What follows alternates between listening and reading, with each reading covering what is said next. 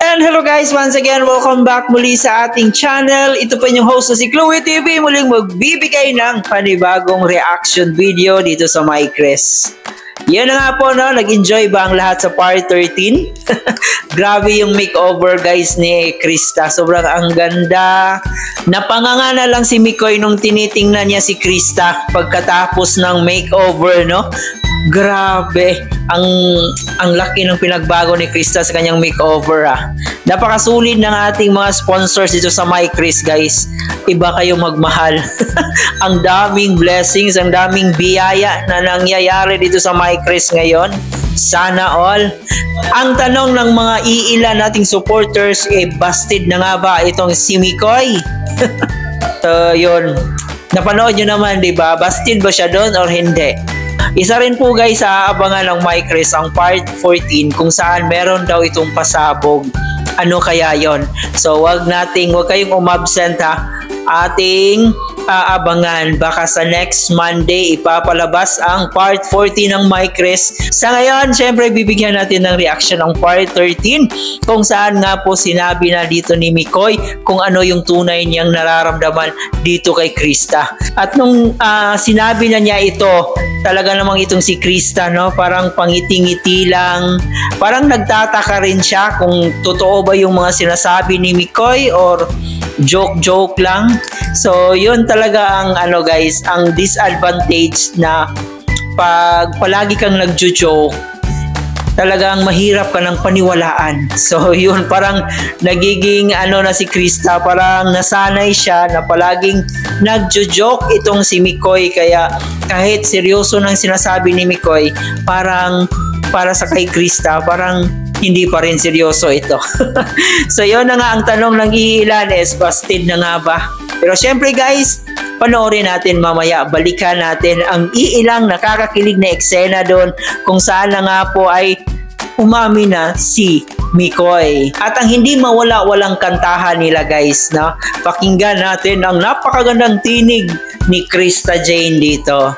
Bago ang lahat, baka bago pa lang po kayo dito sa ating munting channel, please don't forget to subscribe, paki-like and share nitong video para i-recommend pa tayo ni YouTube.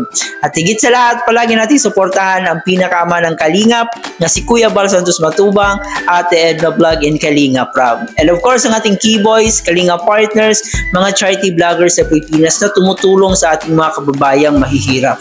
Mga Kalingap Reactors, ang aking kasamahang Team Karepa, Team Bios, suportahan din po natin sila. So wag na tayong magpaligoy-ligoy pa, tara! Samahan niyo muna akong kiligin, panoorin na muna natin itong eksena na to.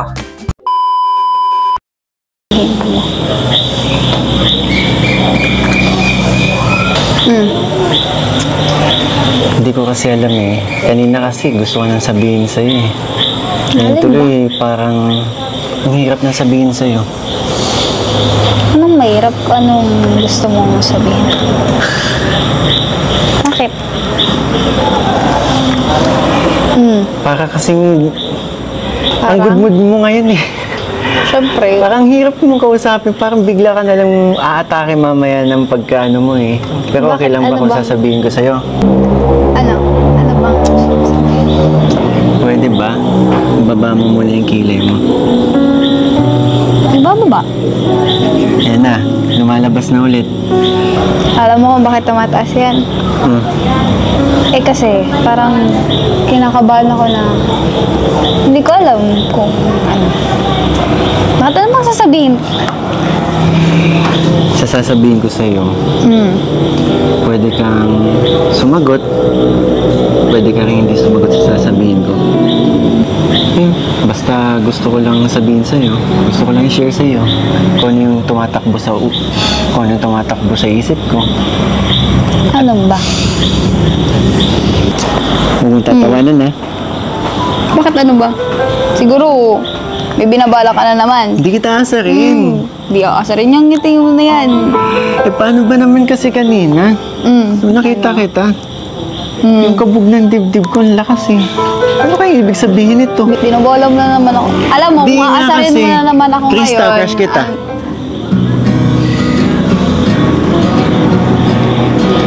Ha?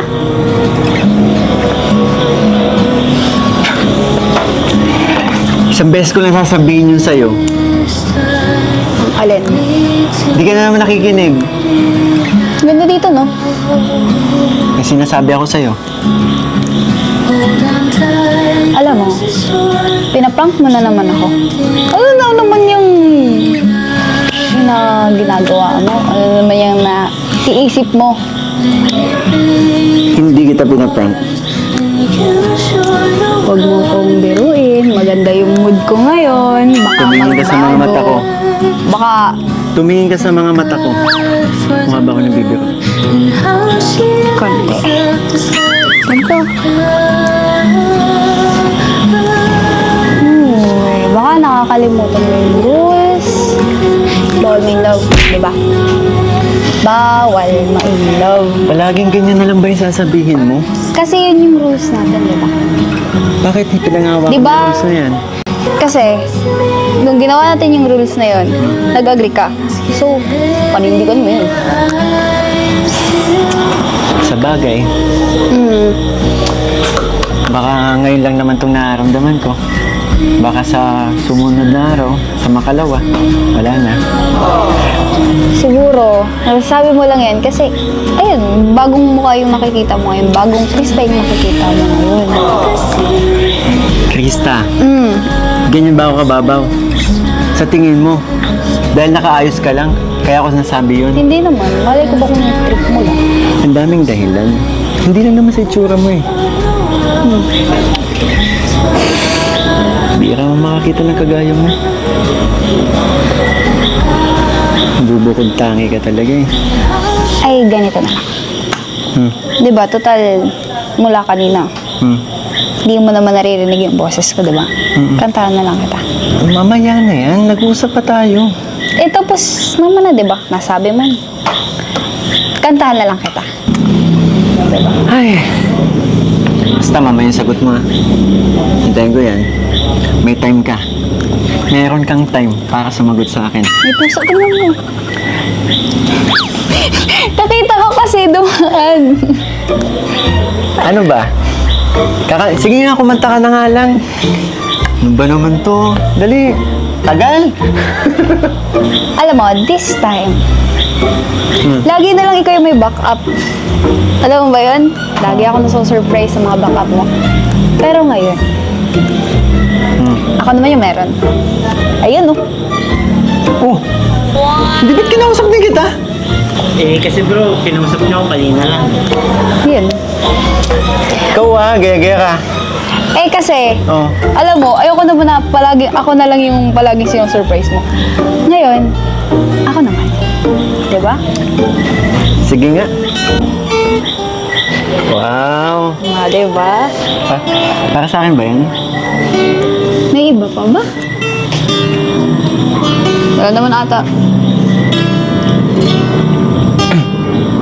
Isip ko ay gulong, di alam ang gagawin. Naguguluhan na nga.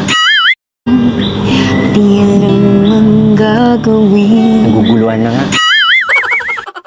Kung sa'yo iiwas at sa'yo ay sasabihin na ako sa'yo ay may pagtingin.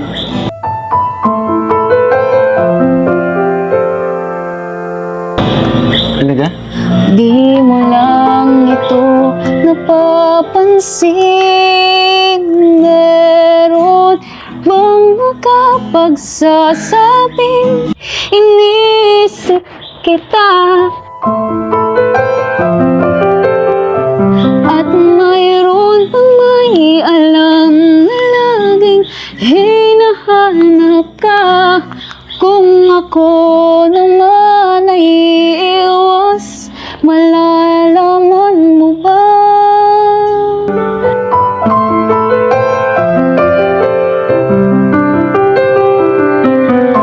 Na ako ay may lihim. Yan na ba yung sagot mo? Ha? Ika nga dito. Oo. Pa.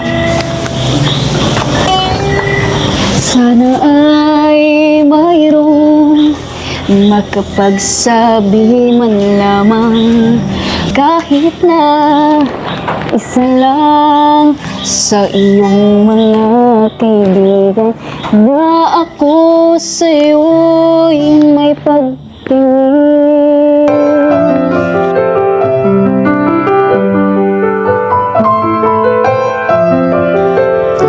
Di mo lang ito napapansin, meron bang makapagsasabing inisip kita? At mayroon bang may alam na lagi hinahanap ka?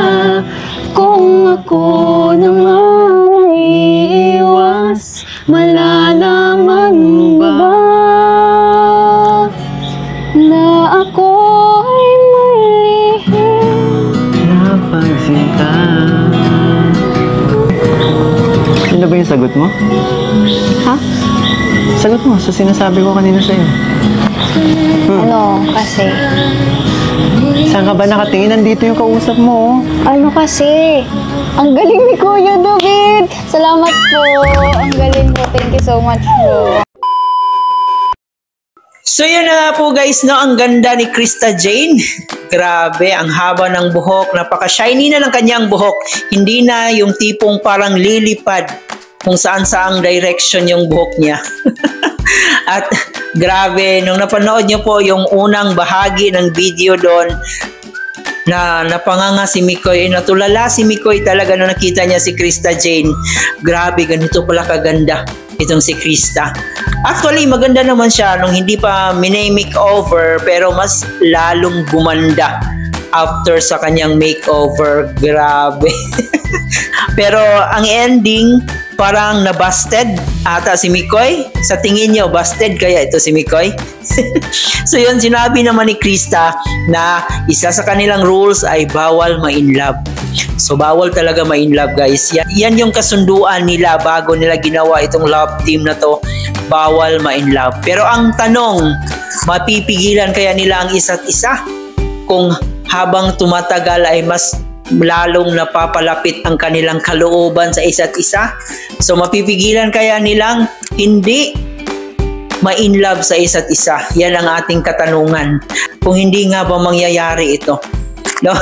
Kasi habang tumatagal, mas napapagaan yung feelings nila sa isa't isa. Kaya imposible talaga na hindi sila mahulog sa isa't isa. So yan po ay ating aabangan talaga. And sabi rin naman nila, age doesn't matter. Wala pong basihan ng edad. As long as nagkakaintindihan at as long as nakikita nyo sa isa't isa na komportable kayo, talagang hindi magmamatter po yung edad. So ganun lang yon, di ba? At nakikita natin dito sa kanilang dalawa, sobrang napaka-komportable at napaka-masaya pag silang dalawa yung magkasama. Nakita nyo naman nung na-prank si Krista, napapalitan si Mikoy, nakita nyo po kung gaano nalungkot si Krista doon. Napapalitan na itong si Mikoy, di ba? Possible talaga na mangyayari na ma-in love din itong si Krista kay Mikoy. Pero yun na nga guys, ay wala naman po tayong magagawa kung ipagpatuloy nila yung maganda nilang samahan sa likod ng camera. No, nasa kanila pa rin naman yon. As long as dito sa harap ng camera, habang pinapakilig tayo, habang sinasabi nila na for the vlog, scripted lang po ito. So hanggang doon lang muna tayo. Pero kung magkatotoo man like Jomcar, so mas maganda rin po yon. So yun lang guys, sobrang nakakakilig talaga ang part 13. Kaya aabangan natin ang part 14 kasi may pasabog daw ito. Ano kaya yon? So aabangan natin yan baka next Monday. Hanggang dito na lang muna ang ating reaction video. Sana nagustuhan nyo. Please don't forget to subscribe, paki-like and share na itong video para i-recommend ba tayo ni YouTube. Muli po guys, maraming salamat. Ito po yung host na si Chloe TV. Thank you for watching.